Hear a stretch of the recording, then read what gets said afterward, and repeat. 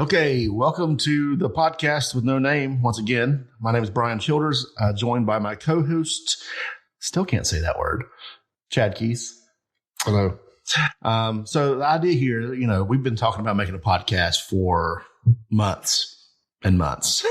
We finally decided, let's do it. We have an idea what we want to do. Still ironing some things out. We're literally in your dining room right now recording this. Yes. So why don't you tell us a little bit about your vision for the podcast and what you hope us to get out of this? Well, I love listening to podcasts. My wife does. And my wife's not a big technology person, but she listens to podcasts all the time. My good friend Rick listens to podcasts all the time. And I think it's a cool way to, it shows that people are interested in sort of long form. We can listen to something that's 3 hours long if it's actually interesting, and we can learn, especially with audio content. You can listen and be mowing the grass, washing the dishes, going for a run, driving the car, you're a truck driver. Like, there's so many stories of people that are just growing in knowledge and understanding and all types of topics and stories and stuff from podcasts. And so I'm a people person. I love talking to people. I love educating people. And I just think it's a great way to take some of the stuff that we're learning and growing the companies and doing the behind the Mac stuff and the Atlas stuff, where we're trying to help people learn how to use their technology better in their business and in their day-to-day lives and stuff. So I think it's a great way to not only to share the content with people, but to kind of have dialogue. I do hope to sort of interview people that I just think are interesting people. They may or may not use technology. It may just be something that, man, they've got a great story. They're friends or acquaintances of mine, and they come on and share their story. Because again, I think getting to the heart of my hope, not only with the companies, but just with my life, is to kind of have a full life with people that I care about, and find out people's stories. Because people are just inherently, they're just interesting people. They've got great stories. Everybody you meet has a crazy story if you take the time to actually sit and listen, and ask them about their life. Yeah. So this morning, we've already spent some time recording some videos to put up at a later time. So do you want to go over any of the stuff that we kind of talked about this morning? Yeah. So we did a couple videos, just quick shots on, some tips like when you're traveling. We talked about the captive portal, and definitely check that video out. I just give a couple of quick tips about, we're in a hotel. You can't connect to Wi-Fi. What a lot of people don't know is on hotel Wi-Fi and like airplane Wi-Fi, you can't just hop on. Like when you're at your home, you put in the password, you connect. But with hotel Wi-Fi, there's something in the way. It's called a captive portal. It's going to hold you captive until you've agreed to some terms that Panera or Starbucks or American Airlines or whoever has put in front to say, we need to have you log in or create an account or whatever to get in there. So I did a quick video, and I can talk a little bit more about the details here on the podcast, where if you want to connect, you really need to make sure that you get that pop-up, because if you don't, you might be actually connected to the Wi-Fi. So your device will show that you're connected to the Wi-Fi, but you can't get on the internet. And that's the key, right? Not to get on Wi-Fi, but to go to the next level, get on to the internet. So on the video, I talked about opening terminal, which I know is a scary application to most people. They think they're going to mess their computer up, but it's, if you do the basics and you learn, and that's again what I hope to do is teach people the basics. You can open up terminal. It's okay. Just don't do certain things. But you're going to type ping, P-I-N-G, and then give a space. And then you can type google.com, or what I always do is 8.8.8.848. You can ping that IP address. And what that's going to do is say, yes, I can reach Google. I can talk to Google, which means you're on the internet. So when I'm on an airplane, for instance, I will pull up terminal and ping Google. And if I can't hit it, something's wrong. That captive portal hasn't popped up. So what I'll do is go to an unsecure website. And that's a website that basically does not have HTTPS in the front of it. Secure websites are a good thing. But a lot of times when you've connected in a previous flight or whatever, those credentials are cached, but they've expired. So it's not really letting you on the internet. So if you go to an unsecure website, http:// example.com, that will prompt and say, hey, this person's trying to connect to something that's unsecure. Let's make sure that they have agreed to our captive portal. So then they'll get the pop-up, log in with your American Airlines account, with your Starbucks account or whatnot, or just a lot of times you just have to click connect or whatever and you're online. And then if you look back over at terminal, you'll see the ping change. Instead of saying something like timeout, you'll see that you're connected and there's a response to that server that you're pinging. So it seems complicated, but give it a shot. It'll really cut down the frustration. I know for me, even as an IT person, sometimes it can be difficult. I'm at a hotel and I'm just desperately trying to get connected to the internet to send that email or whatever I'm trying to do. And I can't get connected. So that's a nice, easy way to do it. Check out the video. And of course, if you got questions, leave us a comment, whatever platform you happen to be listening to, and we can kind of guide you through some of that stuff. So we talked about the captive portal, but another thing I wanted to dig into a little bit more on this particular podcast was the Apple Health app. So have you used it at all, Brian? Yeah, I've used it a little bit. And it's funny. I'm not sure we didn't plan this, but Tim Cook was quoted. They did their earnings call this week. And Tim Cook said, and this is kind of, I think, where the company may be going. He says, there will be a day in the future that we look back and Apple's greatest contribution will be to people's health. Absolutely. Well, the health app, I can't remember what operating system it came out on, but it's been a couple years. It's been out on iOS for several years. Yeah. It only works on the iPhone right now. We were actually discussing this morning when we were filming that there's not an app on the iPad yet or for the Mac. And I think there will be in the future where you can kind of see your statistics. But it makes the most sense to have the devices that are on you. You know, the Apple Watch is kind of a hub that's really going to be tracking your heart rate and some of that stuff. But in the latest iterations with the new the Generation 5 Apple Watch, you can check your heart rate right on the watch. You've been able to do that for a while, but now you can even do the ECG, and it kind of looks for heart murmurs and different things. You just touch the side of the Apple Watch for 30 seconds, and you can see it's a really nice display. You can tell if you've messed up, or if your finger moves a little bit, it'll start that 30 seconds over, so it'll get a good snapshot. And then right there, it captures your heart rate. It also will do resting heart rate. But what we talked about in the video was some of the nutrition stuff. And I found this to be super interesting, but also a challenge. Like, how do you monitor your nutrition? There's not an app that can say, okay, you put this bite of food in your mouth. But there are some things coming out which I find a little bit interesting. And what I talked about in the video was this Hydrate Spark smart water bottle, which I got a lot of flack from my wife for buying because she said, you can get a free water bottle. But why pay money for this? And it is one of the more expensive ones on the market. But the thing I liked about this particular bottle, I was at a Jumpstart doing some implementations for Jamf software, and there was another fellow techie who had one, and I saw his water bottle flash. And I was like, well, that dude's water bottle just flashed. And so I had to have one. So, of course, I got it on Amazon, had it shipped to the house, and I got it. So you fill it up, and then as you drink water through the day, it will automatically sync that water consumption to your Apple Health app. And, of course, it has its own app that sets goals for you. But it's even smarter than that. So if it's hot outside, if you go for a run or a walk and obviously you're wearing your Apple Watch, it's going to say, oh, you've done more activity. You need to drink more water.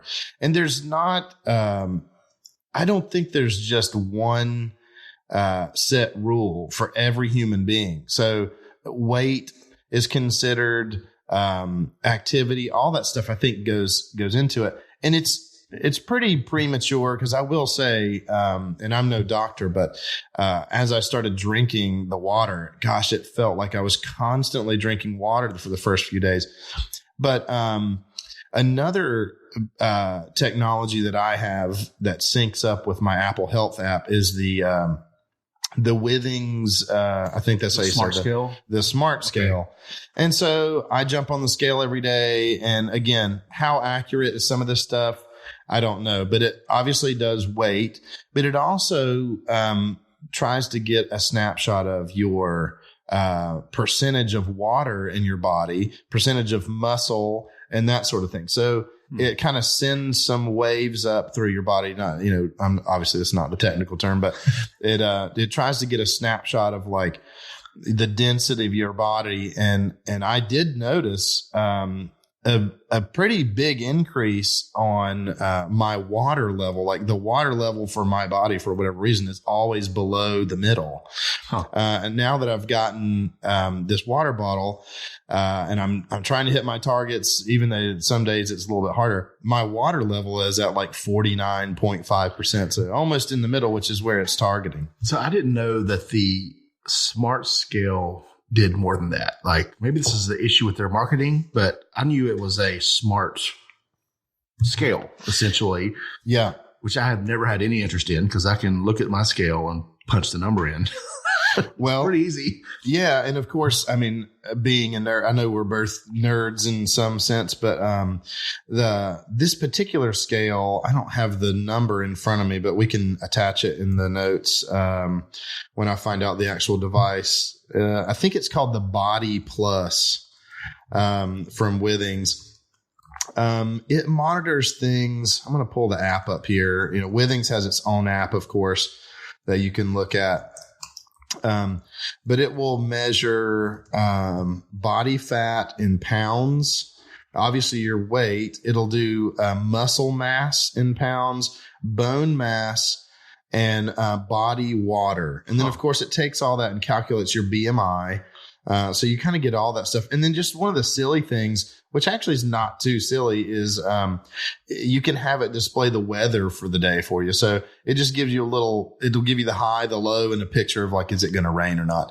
So I know, again, some of those things with somebody like my wife, who is a highly intelligent person, but does not necessarily like technology, it seems overkill. But it's nice. You get up in the morning, you're kind of, just getting the day started, get out of the shower, stand on the scale, and you get some information about your weight, and actually somehow it even calculates height, I believe. So you're saying I can get on the scale in the morning, I can step on there, it'll say you're fat and it's raining. Have a nice day. Yeah, exactly. And, I think that depends on your personality as to whether that stuff is actually depressing or not. But I know for me, I've noticed some changes when I hit the gym a little more frequently. I've noticed my muscle mass goes up. Huh. My water level has gone down. So I've struggled with dehydration issues.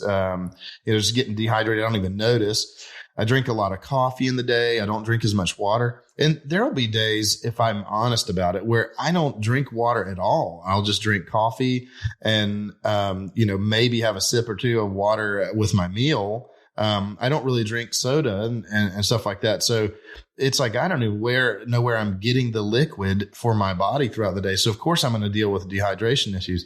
So, back to the water bottle, I got this thing.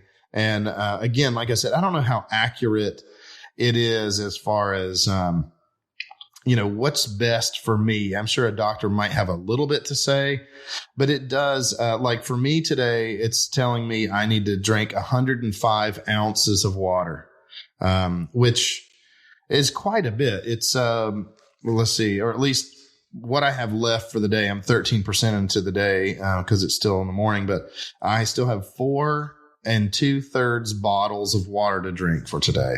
And of course there's a streak. You can try to hit how many days in a row have I hit my target for drinking water. But anyway, I really liked especially how that app synced over with the Apple Health app. So you can pull up Apple Health, and under nutrition, there's a section for water, and you can add your own data. I just like the kind of don't think about it, just drink my water and keep filling it up, try to hit my target. I don't really have to calculate and add bottles of water throughout the day. Well, I think that's the best part about this technology is it kind of takes us out of the equation where the device does the work so that we don't have to think about it. So I've used I've used food tracking in the past. And I used an app called MyFitnessPal. Yeah. I actually used several different ones, but that requires you to literally type in the recipe sometimes if you're not going to fast food or something that's been pre-calculated. It's a lot of work on the front end to get all the information in so it can tell you, hey, stop eating. You ate too much today. Whereas the devices you're talking about, they do the work for you. And it'll improve your health passively almost. Yeah. Like I've used MyFitnessPal as well. And I love the app, but, these things are basically connected to the internet, the Internet of Things. And just the law of networking is the more things you connect to it, the more useful it is. So the internet with 2 people is not that useful. With 3, it's exponentially more useful. And with everybody in the world contributing, it's more and more useful. So the more data that we get, I remember in the early days of MyFitnessPal, for example, you would have to kind of guess or look up, roasted chicken and hope that it was, is that even close to this chicken breast I ordered at Panera? Was it the Bob Evans or was it the Harris Teeter? Right? Yeah. And it's like there's a big difference in a fried chicken breast or a home cooked grilled with a little olive oil chicken breast. So as more people have contributed to these apps and contributed to the community, there's more information, better information on those health statistics. And one other app, I've played with it. I can't speak to it too much because I've only played with it a couple of times. It's called Foodvisor, but it's a step in the direction of, the food selfie. Basically, people take pictures of food all the time. But this one, actually, you take a picture of your plate and it will give you the nutrition value because basically it uses, some intelligent information to say, okay, that's corn and green beans and chicken. And here's your calorie output. And of course, that's going to hopefully pull protein, fat, and all that stuff. So you can actually have some pretty decent information on your meal by taking a picture. Is it accurate? I don't know, but I think at this point in the game with the health and technology, it's better than a guessing game and it's better than nothing. And one of the things, there's been a kind of a debate with going back to the Apple Watch and the ECG, I think it's called, checking for heart. Obviously, every time you do it, Apple tells you, hey, we can't detect heart attacks, blah, blah, blah, for legal reasons. I'm sure they have to. But my thought, and I've talked to a couple of doctor friends of mine, is why not have millions and millions of pieces of data to look at and compare and say, well, we don't know what the stats look like for millions of healthy people. We tend to take those heart measurements and stuff when somebody's having an issue. They come into the doctor, I'm having problems with my heart. Maybe it's not perfect, but I think it's better than nothing to grab these statistics and kind of see what we're dealing with. Well, yeah, if you can get a day-to-day baseline on any type of condition, even just how your heart works every day, and then compare that to, maybe you have some sort of heart issue later and someone else has a similar issue, they can go back and look at this like a scale of what had happened or how people, if there was any similarities or spikes at a certain level of something drop. Yeah. And it'll just improve everyone's health overall in the future. Exactly. One of the things, a buddy of mine, Dalton Stevenson, he was a podcast or YouTube reviewer of different technologies and stuff. He was talking about how Apple doesn't have a default sleep tracking on their Apple Watch, and there's third party apps. There's probably a lot of reasons that's not default yet. I know that some of the third-party apps, they monitor it in different ways. Some of them are, in my opinion, a little bit hokey, where you could like put your iPhone under your pillow and it moves, checks the mattress. And I don't know how much that's valuable, but there are things like sleep apnea machines, BiPAP machines, and things that I think integrating some of that stuff into Apple Health would be super, super curious to see the overall health. Like, actually there's a device called Whoop. I don't have one. I haven't tested one, but Whoop is supposed to sort of, look at your overall, like your exercise, do you need to recover a little bit more? How are you sleeping? And the difference in that device, from what I've seen just in notes, is that it's a little thinner. The battery probably lasts a lot longer, so that rather than have an Apple Watch that really needs to be charged at least once a day, now you've got something that might charge quicker, and it will last for 3 days. It's a little lower profile, so you can wear it on your wrist and not have a clunky Apple Watch on at night. Yeah, I think the biggest hurdle with sleep apps specific or sleep devices, if they're integrated into something like an Apple Watch or a phone, I think most people do charge their devices overnight, and having a cable run under your phone or whatever under your pillow is a little cumbersome. Now, if one way you could kind of change your flow, and if you have an office job and you can have your phone on the charger during the day, then you can have those things run at night. But you want your watch, it stays on. I don't want to sleep with my watch on. Well, and as charging gets better, and I know this is kind of way off topic, but as charging gets better, faster charging, it's possible that you could charge it while you jump in the shower. Sure. And, you might get a good bit of charge just in a couple of minutes there. But, I think there's more to come with this. Every iteration of the Apple Health app gets a little bit better as everything does with technology, more features. I think you pointed out today, the Apple Health app will let you become an organ donor right there in the app, which I'm not an organ donor right now, and my wife is. She gives me some crap about that from time to time, but I've thought about it. I saw it and I thought, well, why would I not be? And I could it's so simple that sometimes people that would want to do it, they just need the simple way. Yeah. This makes it, there's no excuse anymore. Yeah. Because before you had to go to the DMV. I mean, that's how I think I'm an organ donor. I got a new driver's license 2 years ago or something. And I'm pretty sure I did this. I have to get my wallet out and look. But the fact that you can just open and this is on the main page of the health app, the Donut Life link, and you can register right here, right now. And it probably shows up in the, you have your emergency contact information on your phone. If you don't have that set up, you should probably set that up. So if you're in an accident, they find your phone. It says, here's your call. Yes, I'm an organ donor. Yes, I'm allergic to whatever. All that's going to be in there for you. Yeah, absolutely. Well, one of the other ones, and obviously we're both males, but Apple added the cycle tracking for women. I think that'll be interesting too for people who are trying to get pregnant. The other thing with hearing, and I think this is curious too, with the release of the new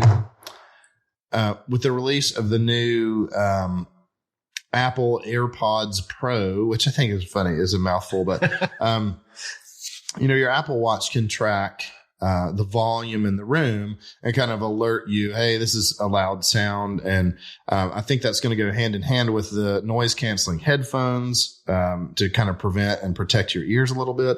One of the sections of the health app that I have only explored a little bit is mindfulness.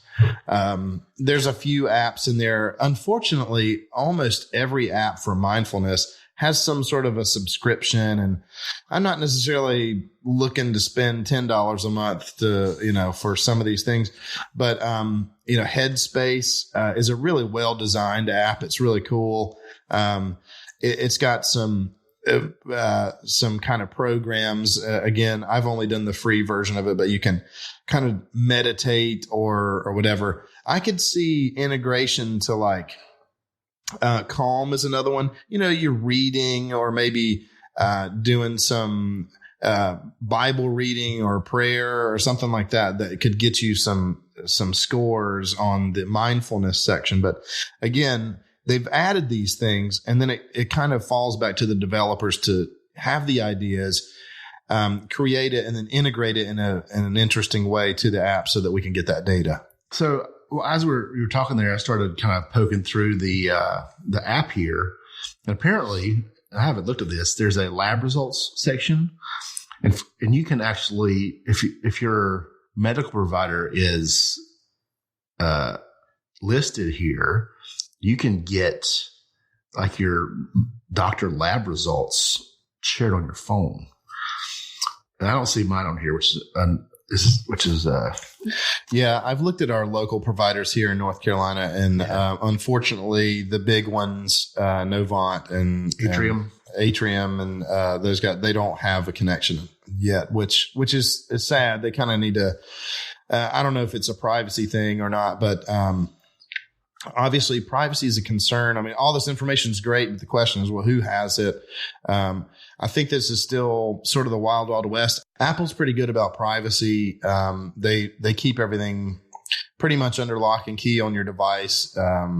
So for the most part, I think if I was going to trust one of the big tech companies, I would probably trust Apple above some of the other guys. Yeah, actually, Apple just released a nice advertisement we were talking about today about privacy. So we'll see, in the coming months about Apple's stance on privacy. They just hardened up a little bit with some of the new features on iOS 13 with sign up with Apple.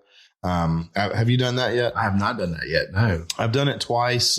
Basically what that means, and I won't go deep into this because it's a whole nother topic, but basically, if you're going to sign up for a new service or some of these apps that require you to create a new user login, you can have Apple sort of stand in on your behalf and say, yeah, this person's real.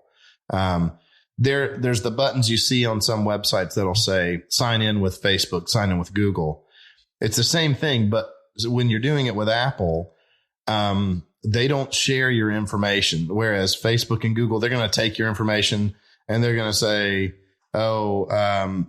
this guy signed up for this app and who knows what's being done with it at that particular time. But Apple basically will mask. You get the option to either share that email with that particular app provider, or you can mask it. You can send them like a fake email.